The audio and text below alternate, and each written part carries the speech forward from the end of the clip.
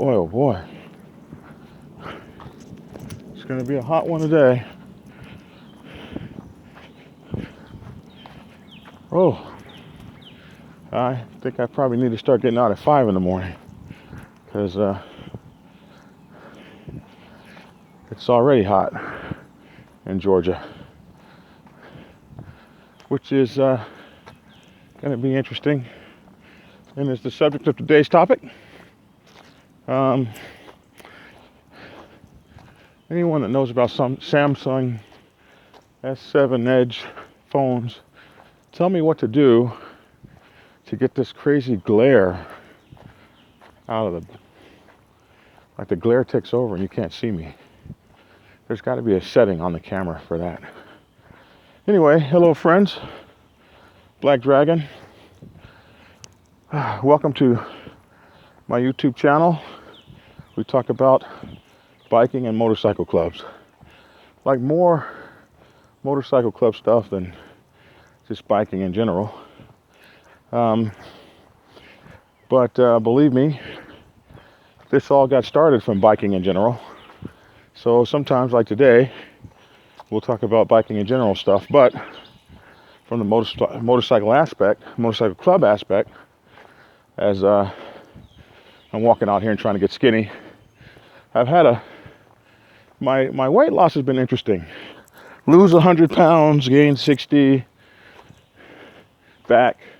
Lose 60 pounds, gain 40 back. I lost 60 pounds in 6 months. Diet is strict, working out well. Then there's a setback. Like I had a gout attack. That set me back a month. You start eating poorly again, not working out every day. 3 months later, balloon man again. Then I fell and twisted my ankle so bad I could barely walk. Then the gout attack hit the ankle. So battling gout, high blood pressure, type 2 onset adult diabetes, and it's all going to come down to the weight control. Will I be able to control the weight through my later years in life and get down to my goal weight of 250? And the closest I've been able to come so far is 290. I haven't been able to get down to 289. So this is the third time. This is the third try. So first try we lost 100 pounds, gained 60 back. Second time we did this, we lost 60 pounds in 6 months, and had a couple of these injuries I was telling you about. So we gained 40 back.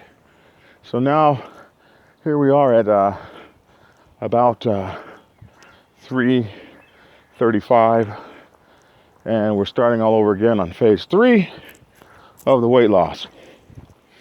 And we know how to do it: walking, swimming, and eating protein and vegetables. I cut out all bread, rice, pasta, potatoes, and soda pop, and drink alkaline water only.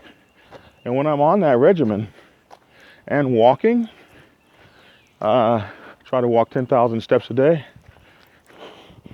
which is contained here on my little watch device by Fitbit, I do fine. I do excellent. And you'll watch me over the next several weeks and you'll just watch the weight fall off me. The goal is to keep it off this time.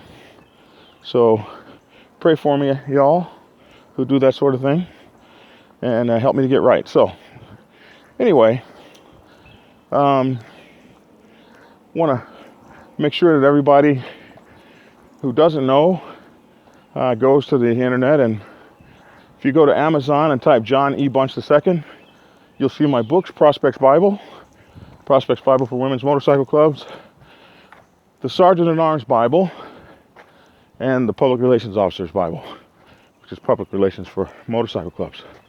My newest book coming out is the President's Bible.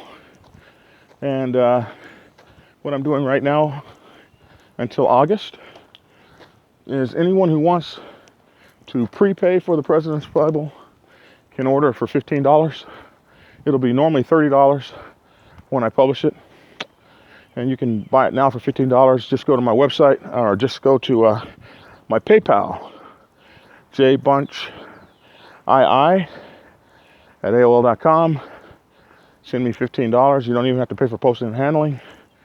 And you will postage and handling, and you will get the President's Bible mailed to you at half the cost.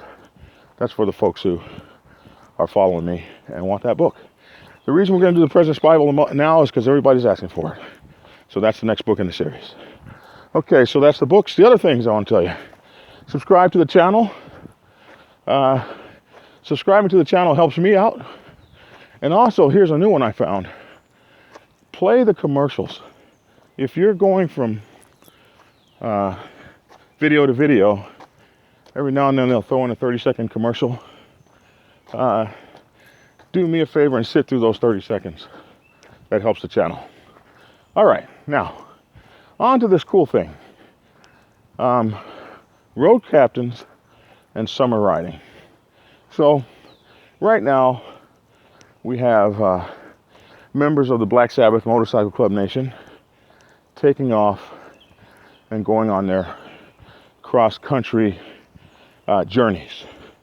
And in the Black Sabbath, we do cross-country twice a year. One in the middle of the winter, called the Cold Ash Run. We leave in February from the East Coast and ride to California to the Mother Coast, to the Mother Chapter on the West Coast. It's our hardest ride. It's about 3,000 miles almost. And it's through the worst conditions the country has to offer in the middle of the winter. That's the Men from the Boys ride, we call it. And at the end of that ride, you are designated a Snow Bear Disciple. And you may see on my cut, my Snow Bear Disciples patch. And that tradition came from, most of the Black Sabbath were Navy guys in San Diego in the Mother Chapter in the early days. So those of you who are familiar with the Blue Nose ceremony will understand, like when you go underneath the North Pole, you become a Blue Nose. And that's where the Snow Bear Disciples ceremony came from. The Blue Nose Disciple of the United States Navy. The Blue Nose ceremony in the United States Navy. So, and I say underneath the North Pole, actually, you can go on top of the water too. But I was a submarine sailor, so we sailed the mighty seven seas underneath them. So anyway, that's the first ride. And that's a whole different set of variables to be prepared for. Hypothermia. You got to be in pretty decent shape. The weather will beat you down. But the other time we ride cross country is in the middle of the summer, like that's coming on right now. And that's when my bros go do their four corners ride, where they do the postage stamp of America and ride on all four corners. It's a 5,000 mile trip when it's all over. Or my brothers will ride to Alaska. And the ride I'm putting together now that I saw on the map, I don't know if it's possible to do this, but I want to ride the continent of North and South America. Starting up in Canada, riding through America, Mexico, then down through Panama, and then the tip of South America, all the way down to the bottom of South America. So we figure that's going to be a 3 or 4 month ride. That's what we're getting ready for. So somebody actually wrote to me, I see you make videos without riding an actual motorcycle. Well, we ride when we get a chance. So this brings me to an interesting subject, and that's the road captain and his responsibility to the motorcycle club to get them prepared for summer riding. So We'll do a winter riding one of these when the winter comes. Right now, we need to think about the summer riding. The summer riding is very interesting because it can be difficult. And summer riding can kill you real quick.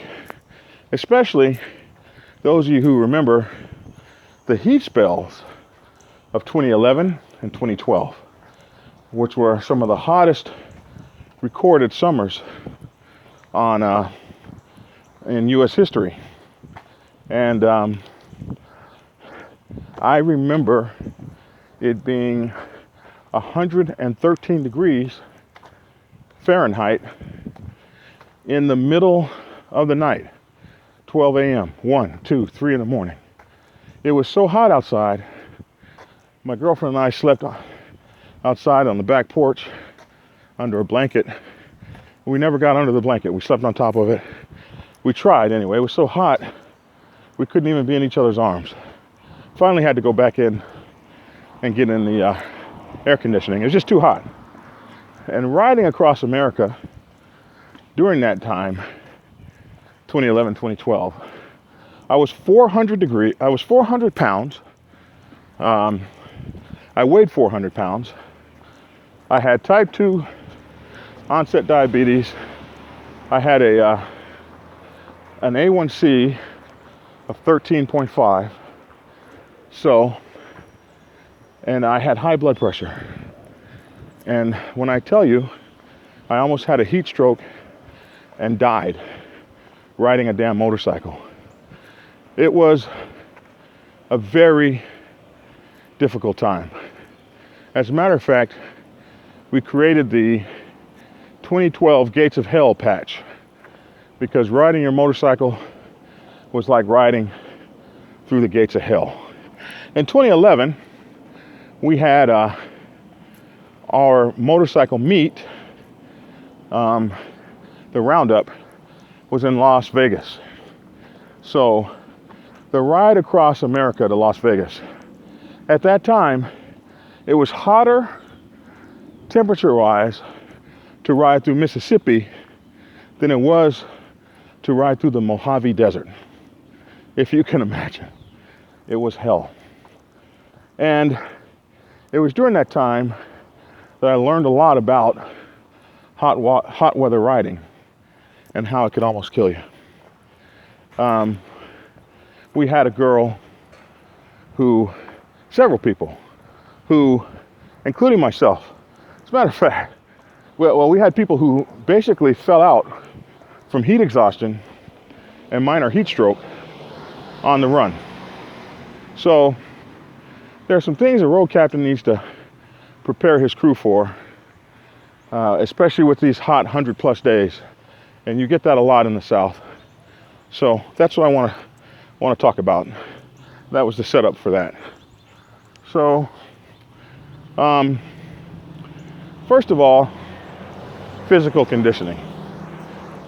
If you're 400 pounds with diabetes and high blood pressure and gout, you don't need to be on a motorcycle trying to ride across the country in the middle of the summer. You can kill yourself. Believe me, I almost did. As a matter of fact, at the worst point, I was riding through Texas. And Texas is the largest state in America. And they also have the biggest egos, but we're not going to go there. But Texas is a big flat prairie. There are no trees anywhere on the damn thing. Your only shade is the sky. And you ride from cloud to cloud. And when that cloud hits over the top of you, the temperature drops by 15 degrees. So it goes from 110 to 100. But it feels like it's going from 110 to 70. The wind blowing on you, you just scream, oh my God. And then the cloud is gone. And if you're blessed enough to have rain, then you're trying to ride from rain squall to rain squall. And you're going through this and you're trying to figure out, what the hell am I doing out here? So the first thing I want to tell you is, You need to be in shape. When I was riding through Texas and I was the most out of shape, I saw this bridge and something told me, okay, you need to stop at this bridge and rest. Get in the sun and rest. Or get out of the sun and rest. And I didn't get out of the sun. I kept riding. And I figured, well, I'll catch the next bridge. Well, the problem is that in Texas, there is no next bridge. I came out from underneath that bridge and I was kind of on a hill, so I could probably see 20 miles ahead of me.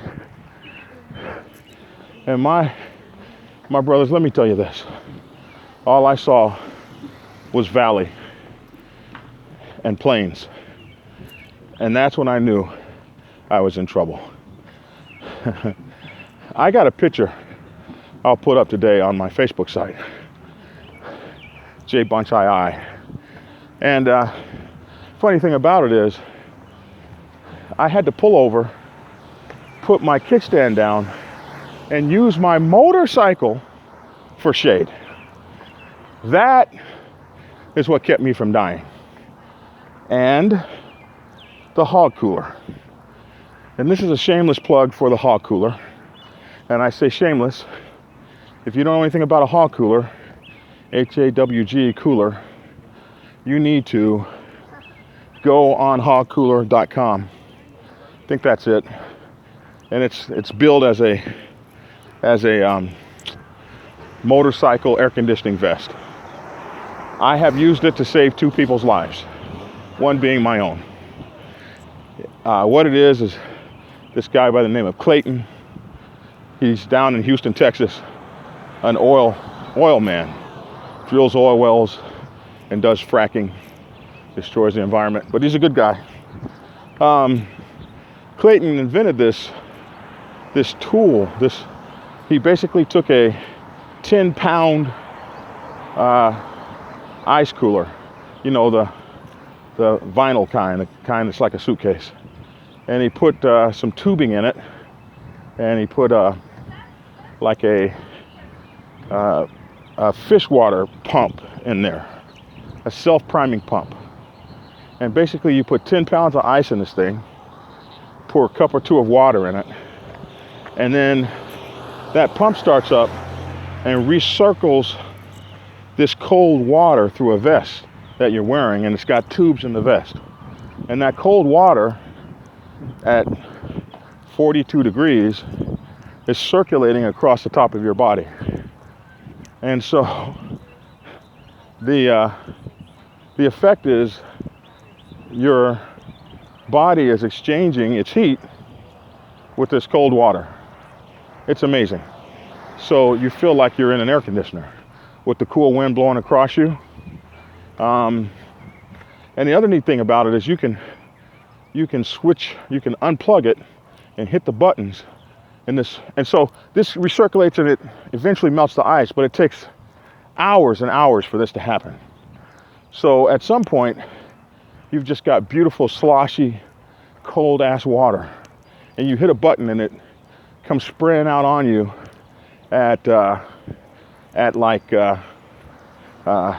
this fast pressure. As a matter of fact, I'm going to put up a video of me using that thing, and you can just spray it down your water, down your mouth, spray it all over your body, and it'll cool you and save your life when you're stroking out.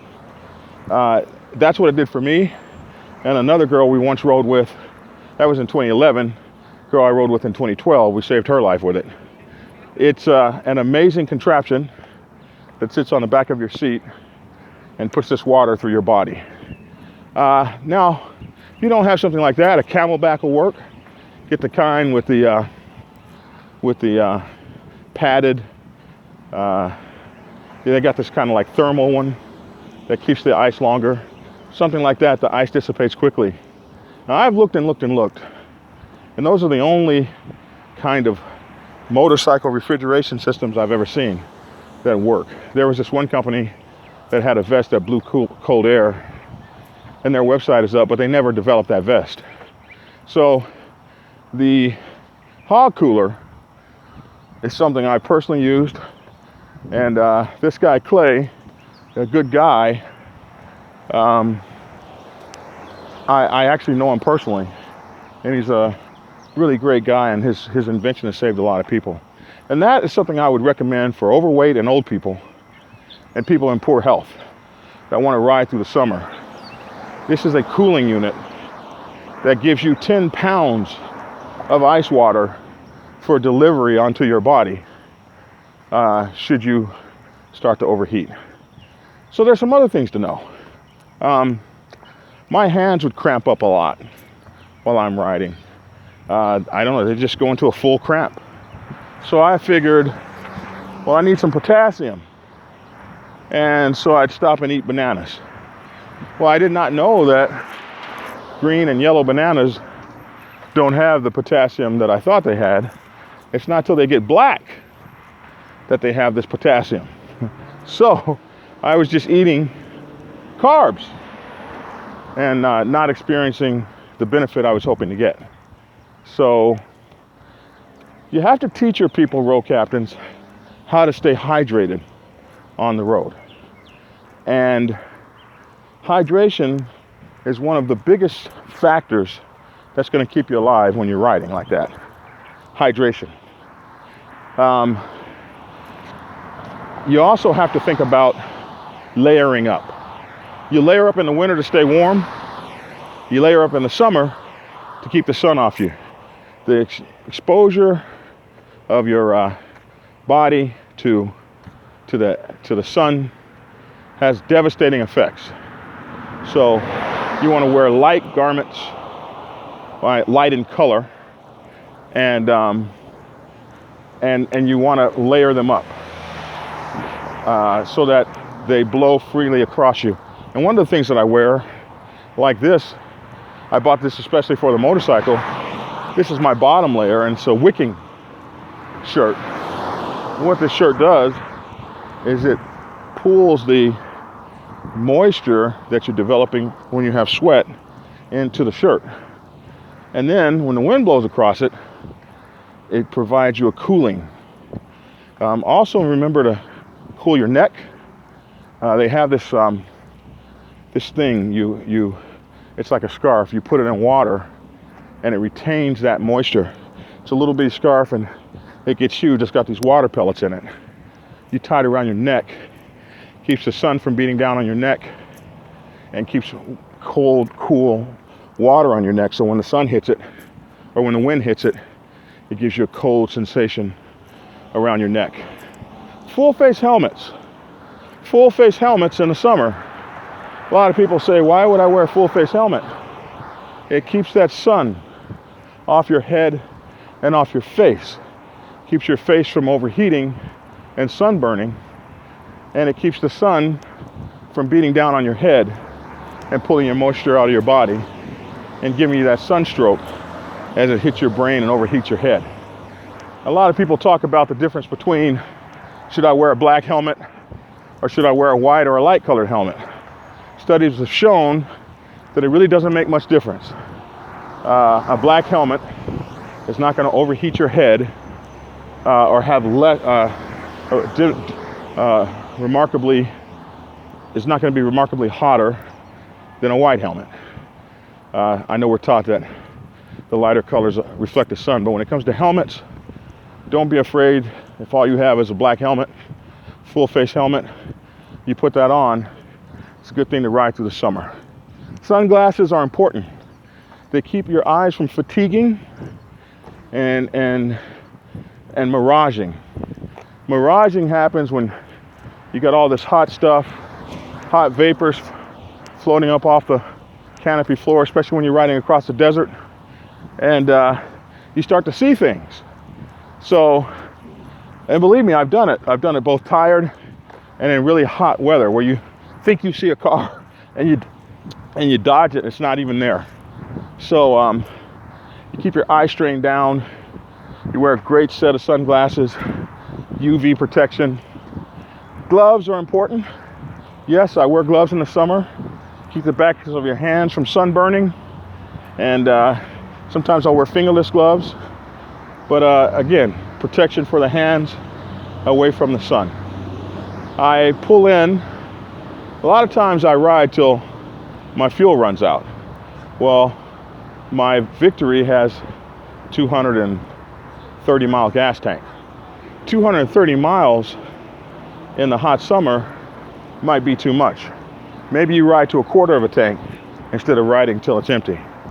You take breaks so you can get off the bike and rest. When you're riding through the summer, it really shouldn't be this race thing, like I gotta get there. You gotta take your time. You're overheating, you're doing a lot with your body, you're perspiring.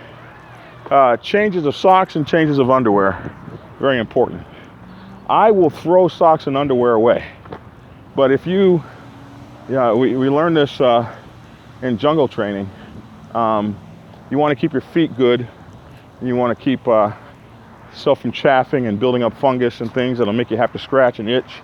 So I'm known to stop by a Walmart, buy a pack of underwear, pack of socks, and just throw them away.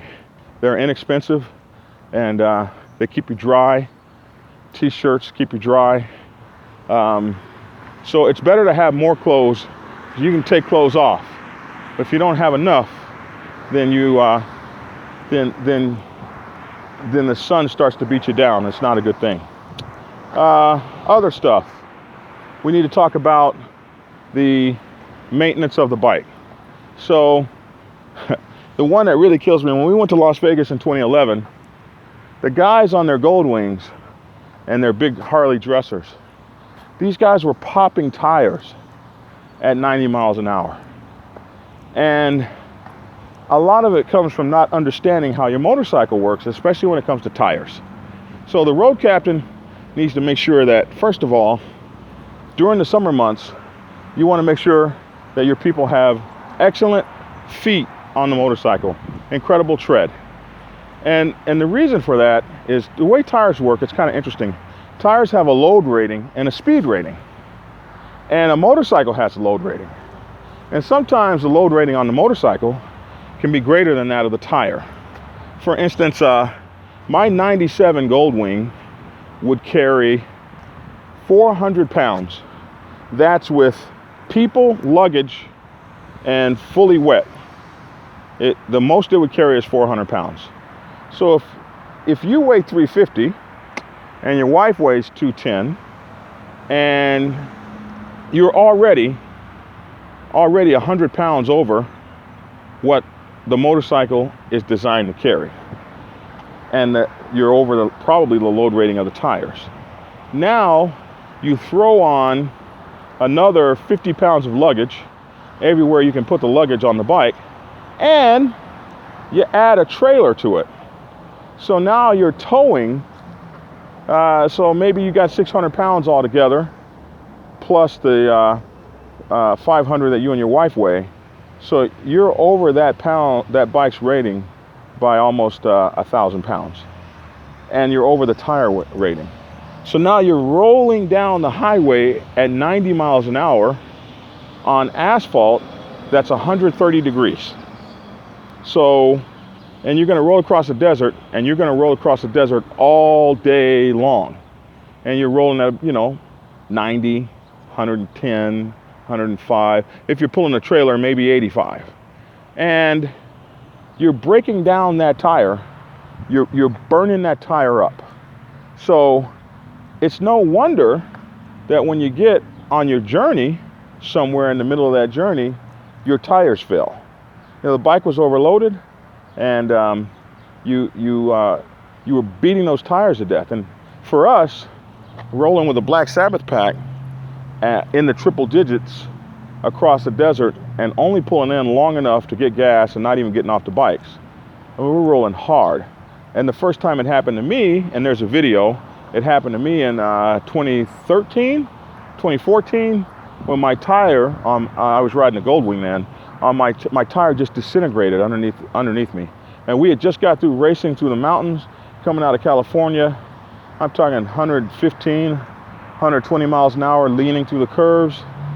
Got down out of the mountains of San Diego and hit well, we were almost, heck, by this time we were almost in El Paso, Texas, when my bike just started going to and I was too silly to even pull it over. I called my friend up and say, "What's going on with my bike? My front tire's messed up." He looks at the front tire. He goes, "There's nothing wrong with your front tire." So I speed up. And I said, "There's something wrong with my front tire." And he's screaming, "There's nothing wrong with your front tire." So I said, "Look at my back tire." And he rolls back, and we're doing still 90.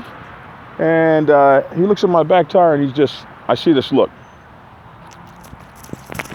And that meant something's going on. And I got to show you the video. There was a lump out of my tire, about 2 inches, just a big 2-inch lump out of the back tire, just falling out. So the tire had basically disintegrated and come apart. And the bike was overloaded. I was overweight. The bike was overweight.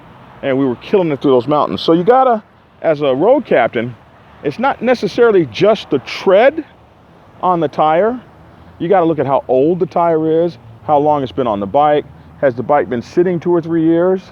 And then the person just got the bike fixed and now, oh, the tread's good. The tread being good on a tire is not all that is important about a tire. You also gotta look at stuff like, how old is that tire? Is there any cracking? How many cross-country trips has it been on? Sometimes you throw away good tires or good-looking tires just because they're too darn old. I learned this when RVing, when I started getting my RV. Most RVs, people only use them once or twice a year. RV tires should be changed every 5 to 7 years, no matter what, because people don't drive them, but they sit up and they rot. They dry rot because they sit for so long. So, you want to think about the tires. You want to think about the viscosity of the oil. Oil changes are important in the summer because the oil needs to be at a certain viscosity to cool and lubricate your engine properly. So before you go on big trips as the road captain, you need to be checking this. You need to be checking, is there an oil change? When was the last time the oil was changed? What do the tires look like? Do the tires have the proper PSI? Are they too old? Are they too worn? When was the last time the brake fluid was changed? If the bike is water cooled, what are the conditions of the lines? Does the pack have spare hoses or anything like that would get those water cooled bikes rolling in case something was to happen and a line was to break? You need to be looking at the reservoirs, the brake fluid reservoir, and the other fluids that are in the bike. You need to make sure that the bike is lubricated and oiled. Chains are lubricated and oiled. Chains are new. Chains stretch out, and so do belts. They stretch out, they get too old, they're fraying. You get on a long 4,000-mile trip, a belt drops on your Victory, and there are no whole bunch of places out there to get your Victories fixed anymore. So these are things that you want to look at and make sure that you have when you're rolling on the pack. Also, you want to know the gun laws as you're going through states.